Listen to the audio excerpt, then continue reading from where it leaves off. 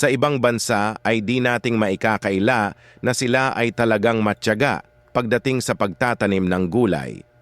Tulad na nga lang ng nakikita mo sa video na ito, ay makikita mo ang mga bitak ng simento ay di nakaligtas at tinaniman nila ng gulay.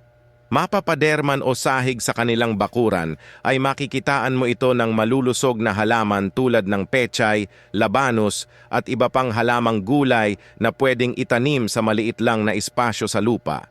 Ang mga gulay sa ibang bansa ay di naman ito kamahalan ang presyo, ngunit mas pinipili pa rin nilang magtanim sa kani-kanilang bakuran.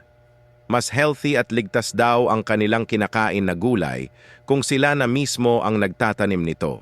Ika nga sa kanilang bansa ay bihira ka lang makakita ng taong pulubi at pagala-gala lang sa kalye.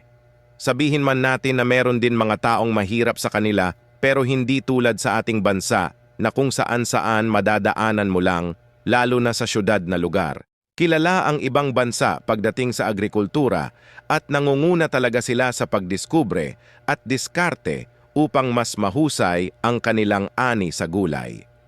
Minsan ginagawang disenyo pa ito sa lugar na pwedeng pasyalan ng maraming tao tulad na lamang ng nasa video.